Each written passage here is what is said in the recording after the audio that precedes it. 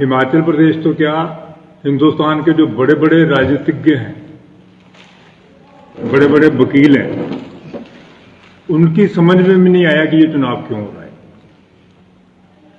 क्योंकि ये तीनों विधायक निर्दलीय थे। पहले वो कांग्रेस को सपोर्ट करते थे, किसी को कोई दिक्कत नहीं थी, कोई पृष्ठभूमि का सवाल नहीं था। उसके बाद जब राज्यसभा का चुनाव आया तो उन्होंने बीजेपी को सपोर्ट किया, वो कर सकते थे, कोई दिक्कत नहीं थी।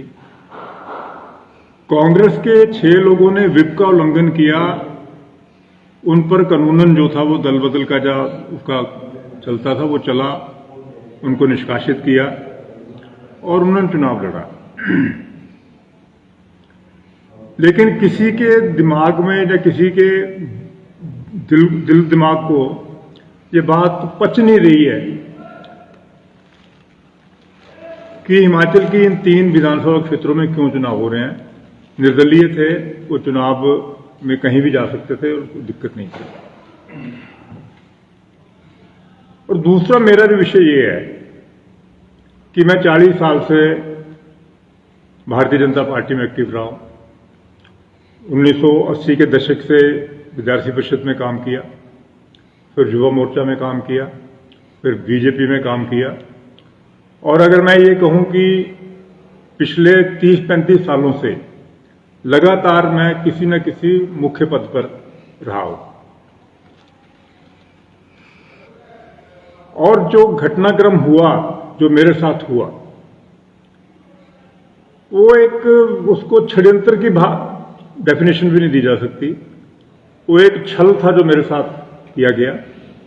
अगर नड्डा जी मेरे क्लास फेलो रहे हैं, हम एक क्लास में, एक सेक्शन में, एक हॉस्टल में, एक फ्लोर में, 7 के कमरों में 4 साल रहे हैं। और वो वक्त जब हिमाचल प्रदेश विश्वविद्यालय में विद्यार्थी परिषद का काम करने का मतलब मौत भी होता था, कामरेडों के साथ इतना तगड़ा संघर्ष होता था। और जब नड्डा जी अध्यक्ष बने तो सबको मालूम है कि वोट बराबर हो गए थे। 3 राउंड में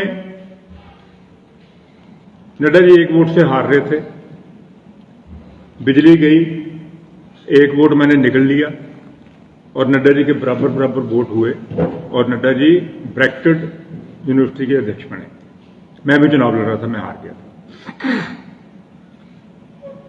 नड्डा जी के कहने पर हमने यूनिवर्सिटी में कब्जा किया। एक इंटरव्यू में नड्डा जी कह रहे थे जी कि मैं 1 दिन के लिए वाइस चांसलर भी बना था। तो मैं उस एंकर को फोन करके पूछ रहा था, यार इनको पूछो तो सही भी बनाया किसने था।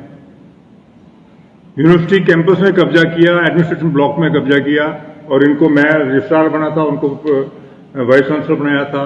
ये हमारे जो एजी हैं अशोक शर्मा जी, ये कंट्रोलर एग्जामिनेशन बने थे।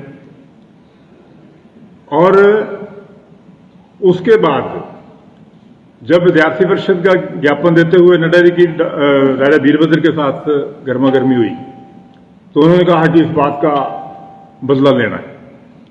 तो हमने 14 अक्टूबर 1984 को विधानसभा का सत्र, स्पेशल सत्र चल रहा था, टीएस नेगी को उस दिन वोट ऑफ नो कॉन्फिडेंस किया गया था।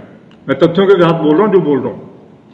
और मैंने 4 लोगों को लेके विधानसभा में हंगामा किया था और हमको 4-4, 5-5 दिन की सजा हुई थी। उस साथी के साथ उन्होंने ऐसा किया कि जब वो राष्ट्रीय अध्यक्ष बन गए, मैंने 2017 में चुनाव लड़ लिया। उसके बाद उन्होंने मेरा जीना हराम कर दिया। चाहे जयराम ठाकुर क्या था, या वो था, या पार्टी के लोग थे, आपके यहाँ के जो स्थानीय मंत्री थे, उन्होंने भी कोई कमी नहीं रखी। कौन जी? बताऊंगा। 2017 में मुझे आदरणीय प्रधानमंत्री श्री नरेंद्र मोदी जी के इंटरवेंशन से टिकट मिला। वो हिमाचल के लोगों को पचा नहीं और मेरे खिलाफ षड्यंत्र होना शुरू हुआ। बलदेव ठाकुर को खड़ा किया गया और बलदेव ठाकुर पहले चुनाव से हटने को तैयार थे,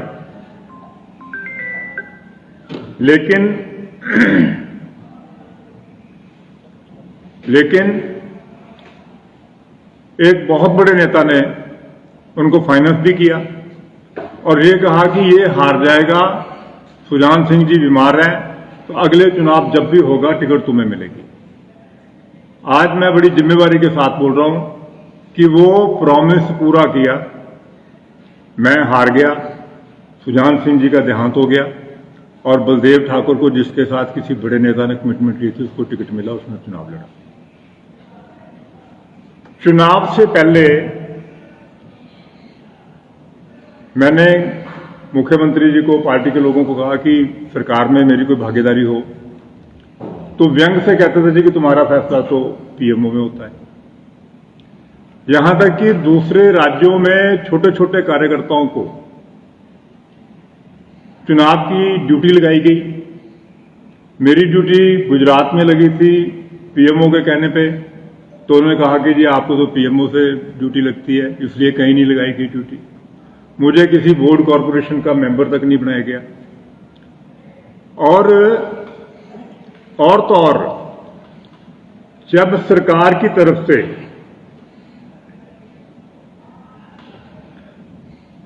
आजादी के 75 वर्ष पूरे होने पर पूरे हिमाचल प्रदेश में चुनाव कार्यक्रम हो रहे थे, जिसके बारे में बसों का, एचआरटीसी की बसों का दुरुपयोग के आरोप भी लगे थे। हर मंडल को 100 बस दी गई थी। आज मैं पूछना चाहता हूं जयराम ठाकुर जी से कि वो क्या वजह थी कि फतेहपुर में आपका विधायक नहीं था। आपने मंत्रियों के कॉन्स्टिट्यूंसी में भी बसें दी, आपने विधायकों के भी ली, आपने 67 कॉन्स्टिट्यूंसियों में प्रोग्राम में बसें दी, लेकिन फतेहपुर में आपने एक भी बस नहीं दी। जब मैंने प्रशासन को पूछा कि बसों के बारे में कैसे कैसे लगाने, तो कहते जी यहां पे बसों का कोई इंतजाम नहीं। मैंने पूछा भी क्या कारण, जी मुख्यमंत्री ने कहा कि कृपाल परमार करेंगे। मैं सोचा रहा मेरे बूढ़े का ब्याह लग गया भी मैं करूंगा। मैंने मुख्यमंत्री जी से बात की, कहते जी कि आप सक्षम है, आप कर सकते हैं। तो मैं कही आपके मंत्री जो मोटी कमाई कर रहे हैं वो सक्षम नहीं है। मैंने कहा कोई बात नहीं, मैं कर लूंगा। मैंने विक्रम ठाकुर जी को फोन किया, आरटीओ से 100 बसें हमने अंगेज की, किराया हमने देना था। 100 बसों की लिस्ट हमारे पास है।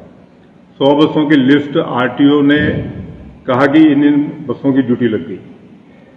और आप हैरान होंगे कि मुख्यमंत्री ने धर्मशाला से आना था, 11 बजे उन्होंने फतेहपुर पहुंचना था, वो 9 बजे आ गए। हमने 11 बजे की जो बाइक रैली रखी थी उसको सैबोटेज कर दिया।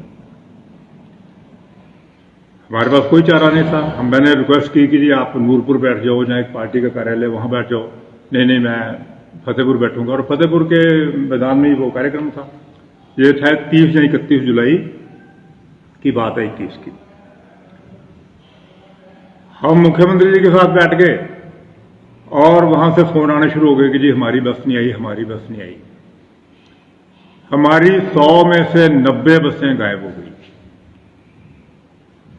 बीजेपी ने जो बसें हायर की हों, जो किराए पे हायर करनी हो, आज तक कांग्रेस के राज में भी ऐसा नहीं हुआ कि बसें गुम हो जाएं।